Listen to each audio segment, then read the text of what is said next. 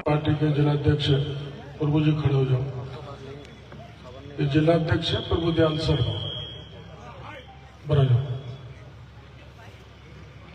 और हमारे तीनों विधायक, उपस्थित सज्जनों, माता बहनों, जवान साथियों, मैं दरअसल में कल सवाई माधोपुर था मेरे विधानसभा क्षेत्र में, और गांव के प्रमुख लोग सवाई माधोपुर गए थे और इन्होंने इस प्रकरण की पूरी जानकारी दी और कहा कि हमारी पूरी बस्ती आफत में है, परेशानी में है, विपत्ति में है। तो मैं सारे कार्यक्रम छोड़कर आपके बीच में हाजिर हुआ हूं। हमारे एमएलए भी, हमारे जिलाध्यक्ष भी, और इस बात की खुशी है कि सभी समाज के लोग यहां पर मौजूद हैं। ये सामाजिक समरसता को दिखाता है और कोई भी ऐसी अनहोनी, ऐसी घटना नहीं होनी चाहिए जो नांदरी में हुई है। एक तरफ से सारा ये इलाका इसमें इस बात का रोष है कि किस बेरहमी से उस महिला को मारा गया, क्या क्या किया गया, ऊपर वाला ही जाने। और ये हो जाने के बाद भी बस्ती तकलीफ में आए तो हमारे तीनों चारों एमएलए और हमारी जिम्मेदारी बन जाती है कि हम आपके साथ कंधे से कंधा मिला के चलकर आपकी पूरी मदद करें। एक घटना हुई थी 1996 में, 1997 में, जो नए बच्चों को याद नहीं होगी, वो भी एक गंभीर घटना थी। नादरी भालपुर में आपस में जबरदस्त भाईचारा है। ये बहुत बड़ी बात है कि भालपुर में गुर्जर हैं, नांदरी में मीणे हैं, और ऐसे भाईचारे की मिसाल कम ही मिलती है। और 1997 में एक महिला का मामला भालपुर गांव में हुआ था। आपस में खूंटलाग, समेर और ये भालपुर का वो घटना पुराने लोगों को याद है। तो उसको लेके पुलिस आई थी, वैसे ही जैसे अब पुलिस आ रही है। उस समय भी हमारा राज था और दुर्भाग्य कि अब भी ऐसी घटना नांदरी ने कर डाली। हमको हमारे राज्य में जो गांव मुसीबत में आ गया, उस समय जो वारदात हुई थी वो पुलिस कप्तान के साथ हुई थी, सीधी एसपी के साथ। गांव के बड़े लोग जानते हैं इसको और अगल बगल के गांव वालों को भी पता होगा। लेकिन चाहे कुछ भी हो गया हो, नांदरी गांव का मैं आभार प्रदर्शन करना चाहता हूं कि इन्होंने अपने बराबर के भाई भालपुर की वैसे ही मदद की जैसे लक्ष्मण के लिए बजरंगबली महाराज बूटी लेके संजीवनी लाए। ऐसा चलना चाहिए। इनको चाहे कितनी भी तकलीफ झेलनी पड़ गई, लेकिन भालपुर गांव का पूरा इन्होंने साथ दिया। उस समय भी पुलिस ने कई मुकदमे दर्ज कर डाले थे। आप एसपी के साथ कुछ वार्तालाप करोगे तो गलत है। देश में कानून का राज है, अपन कानून को हाथ में नहीं ले सकते, लेकिन फिर भी जो कुछ हुआ,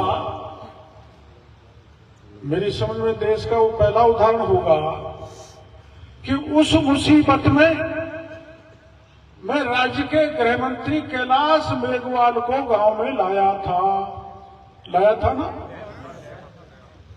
मदद हुई थी ना, किसी का बाल बाका हुआ, ईमानदारी से बताओ, कोई बाल बाका किसी का नहीं होने दिया। मैं तो क्या हूं, लेकिन ईश्वर की कृपा, जनता का साथ कि हम उनको बचाने में, गांव को उस समय संकट से निकालने में सफल हो गए। अब ये घटना का वृत्तांत सुनाया है, ये बहुत ही दुर्भाग्यपूर्ण घटना है कि गांव का व्यक्ति गांव की औरत को ले जाए और जंगल में मार के दुष्कर्म करके डाले आए। इससे बड़ी शर्मनाक घटना कोई हो नहीं सकती, और ये आए दिन हो रही है। अभी मेरे को कागज दिया है कि ब्रह्माज में भी हो गई। मैं समूचा समाज यहां पर मौजूद है, मैं कहना चाहूंगा कि सरकार या पुलिस पूरी व्यवस्था करती है कि ऐसी घटनाएं नहीं हो, लेकिन इन घटनाओं को रोकने की जिम्मेदारी आप पूरे समाज की भी बनती है, क्योंकि पहले समाज में जो पंच पटेल हैं, वो समाज में इन चीजों का नियंत्रण करना चाहिए कि गांव में जो आज से 30 साल पहले, 40 साल पहले जो पंच पटेलों का असर था, जिसके कारण छोटे मोटे अपराधी की हिम्मत नहीं पड़ती थी अपराध करने की, आज पंच पटेल असहाय हैं और अपराधियों का मनोबल इतना बड़ा हुआ है कि कोई भी घटना करके चले जाए, यानी समाज का नियंत्रण नहीं रहा। मैं ये भी मानता हूं कि अगर पुलिस समय पे आ जाती और पुलिस ही खोज लेती, ये तो अच्छा हो, गांव का भला कि उन्होंने अपराधियों को पकड़ के पुलिस को दे दिया। हो सकता है पुलिस तो अभी तक पकड़ नहीं सकती थी अगर गांव के पकड़ के नहीं लाते। उसके बाद भी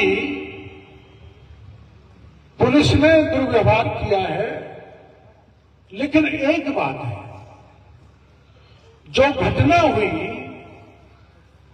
घटना के बाद सारी कार्रवाई संविधान के हिसाब से, कानून के हिसाब से, नियम के हिसाब से वो जिम्मेदारी कार्रवाई करने की पुलिस की थी।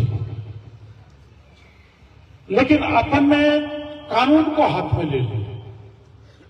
ये अपना काम नहीं है कि कोई किसी का घर जला, मैं नहीं करा कि आपने जलाया, आगजनी हो, गांव से पलायन हो, ये हमारा अपना काम नहीं है। ये प्रशासन का काम है, पुलिस का काम है कि अपराधी को सख्त से सख्त सजा दिलाई जाए और ऐसी घटनाओं की पुनरावृत्ति नहीं हो।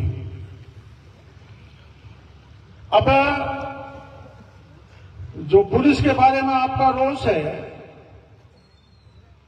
वो मैं समझ गया, और आचार संहिता खत्म होने के बाद में हम जब तक ढूंढ लेंगे कि किस किस ने क्या क्या गड़बड़ की है, आचार संहिता खत्म होने के बाद में दोषी पुलिस कर्मियों का इलाज करवाने की जिम्मेदारी हमारी है, हम करवाएंगे, आपको चिंता करने की जरूरत नहीं। लेकिन जो घटनाएं हो गई, आक्रोश में कई बार हो जाती है, जिसमें आप लोगों के खिलाफ मुकदमे दर्ज हो गए, कई लोग आपके गिरफ्तार हैं, कई पढ़े लिखे बच्चों पे भी गिरफ्तारी की तलवार लटकी हुई है। ऐसी जो चीजें हैं उनमें भी हम आसान रास्ता कानूनी ऐसा निकालेंगे कि गांव के लोगों को ज्यादा किसी प्रकार की तकलीफ नहीं हो। और अब मैं आ गया, मैं रात को यही सोऊंगा। जो गांव का आदमी गांव को छोड़ गया, औरत मर्द कोई भी, किसी को गांव छोड़ने की जरूरत नहीं है। मैं रात को यही सोऊंगा और उसके बाद पुलिस आपको आतंकित नहीं करेगी, भय नहीं फैलाएगी, जोर जबरदस्ती नहीं करेगी। इसका वादा मैं आप पूरी बस्ती से करना चाहता हूं। आपके साथ किसी प्रकार की परेशानी नहीं होगी। अपने घर में रहो, गांव में रहो, पूजा करो, मंदिर में जाओ, मिलो, उठो, बैठो, कोई किसी प्रकार की परेशानी आपको नहीं होने वाली। अब मैं वैसे तो मैं जब किसी पे मुसीबत पड़ती है तो कोई बात बताता नहीं हूं, शर्तें भी नहीं रखता हूं कि तुम ये काम करो जब मैं ये काम करूंगा, मेरे स्वभाव में नहीं है। मैं आप लोगों से एक सवाल करना चाहता हूं, आप अपने हृदय में ही मन से जवाब दे लेना। जब पहले मुसीबत आई थी तो कौन काम आया? जब आरक्षण में मुसीबत आई तो मैं किसका बुरा बना? गुजरों का। मेरे तो कोई दुश्मनी नहीं थी ना गुजरों से। और मैंने इस्तीफा दिया, मेरे को पार्टी से भी बाहर कर दिया, टिकट भी काट दिया, कोई बात नहीं। और जब महीना वाला विवाद पड़ा तो कौन काम आया? और जब मैं मोदी जी को 2018 में लेके आया, तो आप भी गए थे मीणा हाई कोर्ट में, बड़ी भीड़ थी, तो आपको सबको भाषण दिया था, हम सारी सीट हार गए। तो मोदी जी ने पूछा सीट क्यों हार गए? मैंने कि जनता में जो मेरी पकड़ थी वो खत्म हो गई, इसलिए हार गए। और अब देखो मेरी बात सुनो, ये दौसा जिले में बड़े बड़े नेता हुए, मैं तो कुछ भी नहीं हूं। पंडित नवल किशोर जो गांधी परिवार के बहुत नजदीक थे, राजेश पायलट जो गांधी परिवार के बहुत नजदीक थे, और उनका पुत्र सचिन पायलट जो गांधी परिवार के बहुत नजदीक है। मैं आपसे एक सवाल करना चाहूंगा, पंडित नवल किशोर, राजेश पायलट, रामकरण जोशी, सचिन पायलट, मैं कोई उनके खिलाफ नहीं बोल रहा, ये मंच भी नहीं है। क्या दौसा के जंगल में, नांगल प्यारीवास में कोई प्रधानमंत्री को लाके खड़ा कर सकता है? किसी ने किया? नहीं किया। दौसा की सड़कों पर लाके घर घर प्रधानमंत्री को घुमा सकता है? किसी बड़े नेता को मैंने नाम लिया, कोई पंडित नेहरू, राहुल गांधी, सोनिया गांधी, राजीव गांधी, किसी को कोई लाया क्या? नहीं लाया। मेरे को मोदी जी कह गए पहले 2018 में सब सीट जितानी है, अब भी कह गए। तो मेरे को पता है कितनी सीट हम पूरी राजस्थान की जीत रहे हैं। ये जो जितने भी बैठे हुए हैं ना, मैं यहाँ पार्टी का भाषण नहीं दे रहा, बीजेपी कांग्रेस। जब मैं अंतर मन से, तन मन धन से, यहां तक कि जीवन लगाकर भी आपके साथ तैयार रहता हूं, तो आप हमारे इशारे को नहीं समझते, उससे मेरे को बराबर नुकसान होता है। और मैं कमजोर होता हूं तो आप कमजोर होती हैं।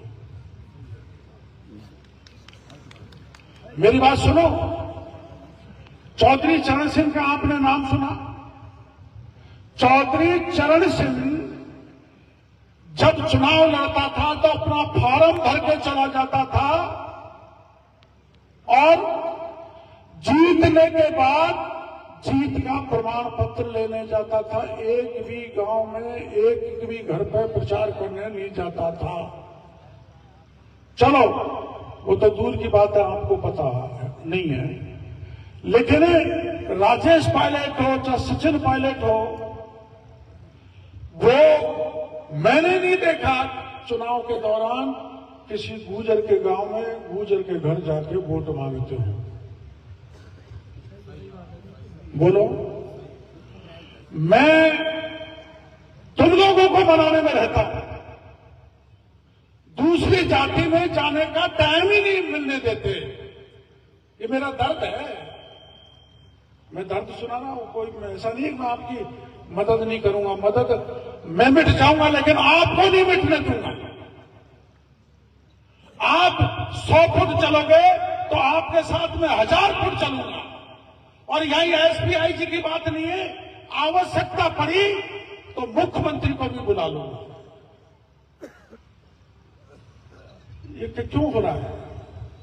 ये इसलिए हो रहा है, मैं ये तो नहीं कह सकता कि मैंने राजेश पायलट या चौधरी चरण सिंह या पंडित नवल किशोर के बराबर काम किया है या उतना बड़ा नेता रहा हूं, लेकिन मैं गारंटी के साथ कह सकता हूं कि 1978 से लेकर आज की तारीख तक रात दिन अहरनिश कोई भी मिल जाए उसकी सेवा के लिए तैयार रहता। किसान हो, जवान हो, महिला हो, कोई जाति हो, गुर्जर हो, माली हो, बैरवा हो। आपको पता है सिकंदरा में माली समाज की एक महिला का प्रसव के दौरान मौत हो गई। ये सूबेदार श्रवण सिंह बैठे हुए, पूरा समाज विशेषकर गुर्जर समाज ने 3 दिन तक आंदोलन किया था, लेकिन सरकार ने सुनी नहीं। और जब मेरे को बुलाया, मैं आया और आके मैंने उस महिला परिवार को 10 लाख रुपए दिलाए, संविदा पे नौकरी दिलाई 10 लाख। वो मैंने नहीं दिलाई, पूरा गुर्जर या साधु जाट समाज वहां पर मौजूद था, इसलिए सरकार ने झुककर जनता का फैसला सरकार को मानना पड़ा। जनता सबसे ऊपर है, सर्वोपरि है, जनता से बड़ा कोई नहीं है। मैं जनता को जनार्दन मान के चलता हूं, भगवान मान के चलता हूं, जनता को पूछता हूं, फिर मैं जनता को पूछता हूं नांद्रिकी को कि आप मेरे को समय पे काम क्यों नहीं आते। अब मैं यहां इसलिए नहीं आया कि मेरे बीजेपी का गांव है, परेशान हो रहे हैं। मैंने इसलिए भी नहीं डाला कि लोग कांग्रेस के मरने दो। आप ये बता दो, घटना हुए 1 तारीख की, कौन सी तारीख हुई? 2 तारीख को नहीं, महिला का 28 को हुई, 27, 28, 29, 30, 31, 30, 1, 2, 3, 4, 5, 9 दिन हो गए। या तो नमोनारायण मीणा भी चुनाव लड़ा, हरीश मीणा भी लड़ा, मुरारी लाल जी भी लड़े, ममता भी लड़ी, बहुत लड़े। कोई संभालने आया क्या? मेरे को बता दो। कोई नहीं। मैं मेरा दर्द बता रहा हूं, आप न तो इशारा समझते, ना आप चौड़े में बात कहीं उसको समझते। मैंने सबको मीणा हाईकोर्ट में बुला के समझाया था, लेकिन आप लोगों ने मेरी बात नहीं मानी। मत मानो, मैं कोई राजनीतिक भाषण देने के लिए नहीं आया हूं, लेकिन मैं कब तक बलिदान देता रहूंगा, कब तक मेरी गर्दन कटवाता रहूंगा?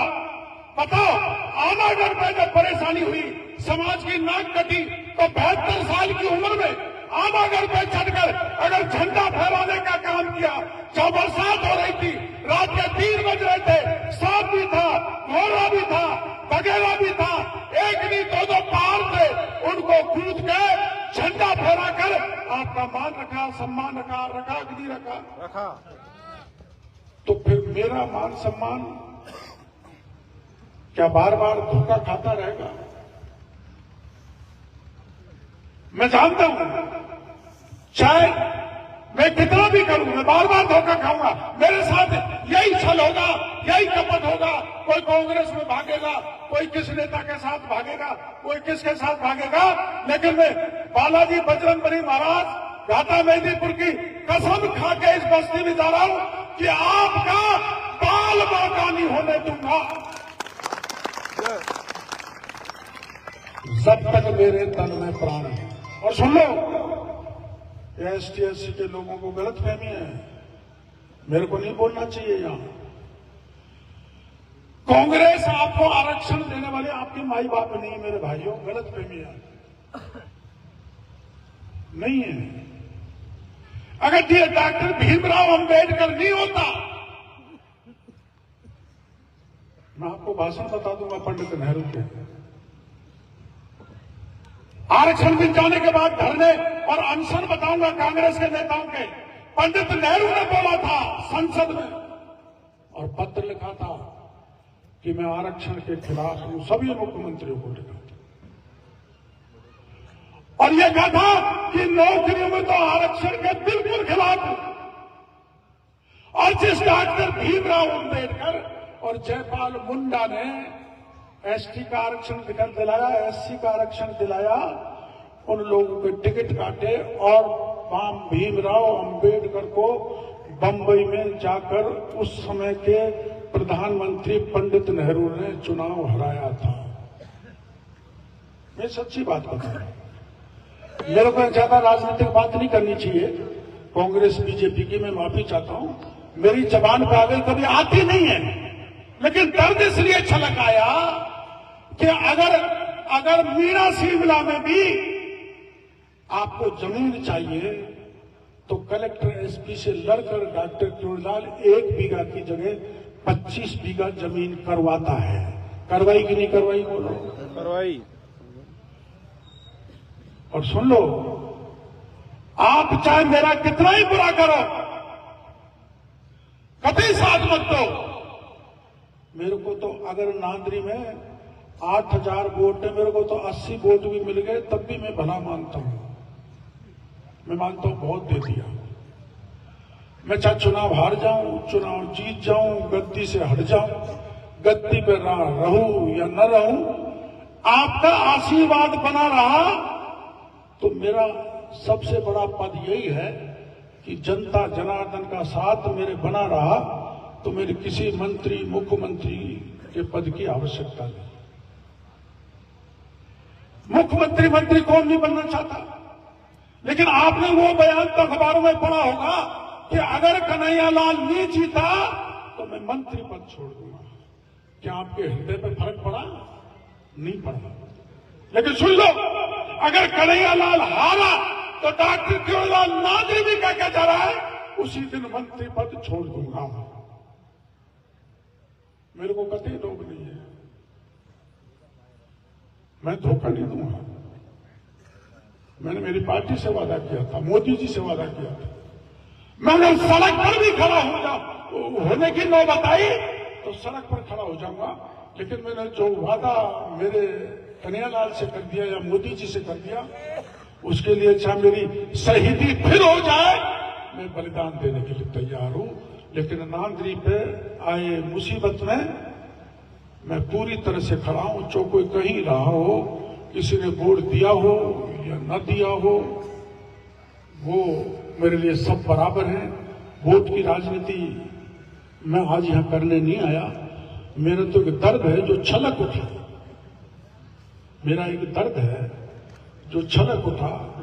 मैं सब समाजों से और नेताओं से, पटेलों से माफी मांगना चाहूंगा कि मेरे को ये बात बोलनी नहीं चाहिए थी। मुसीबत के समय, मुसीबत के समाधान की बात मेरे को बोलनी चाहिए। जो बात मैंने बोली है, जो मेरा दर्द छलका है, उसके लिए मैं माफी चाहता हूं। आपसे वादा करना चाहता हूं कि कानून के तहत जो भी आता है और कानून के दायरे से बाहर भी जाकर मदद करनी पड़ी तो मैं बहन बेटियों की रक्षा के लिए और नांदरी की रक्षा के लिए सब कुछ करूंगा। आपको कतई भय खाने की जरूरत नहीं है और निर्भीक होकर गांव में रहो, मैं गांव में सोऊंगा, आज यहीं रहूंगा, यहीं का नमक खाऊंगा। और ये बहन बेटियों से वादा करना चाहता हूं, एक भी घर को छोड़ कर नहीं जाऊंगी। अभी तो मैं सत्ता में हूं, सत्ता में नहीं होता तो बताता पुलिस कैसे नांदरी में घुसी, पर मैं बता नहीं सकता, मेरी सीमा है, मैं मंत्री हूं, मेरी एक मर्यादा है, मेरी एक सीमा है कि कैसे खड़ा हुआ था एक बेचारा, उसका निर्दोष बच्चे को पकड़ ले गए, एक ऐसे बच्चे को पकड़ ले गए जिसके घर में शादी है। ये सब तो मैं जब पूछता, जब मैं सड़क पर होता। अब मेरा एक माइनस पॉइंट है कि मैं सरकार का मंत्री हूं और एक मंत्री की मर्यादा होती, उस मर्यादा के कारण अमर्यादित नहीं होना चाहता। और फिर भी अगर आपकी बात नहीं सुनी तो जैसे सीता ने लक्ष्मण रेखा लांगी थी, वैसे आपके हित के लिए मैं लक्ष्मण रेखा भी लांघने के लिए तैयार हूं। इस बात का भरोसा सभी भाइयों को देना चाहता हूं। बहुत बहुत धन्यवाद। राम राम साहब।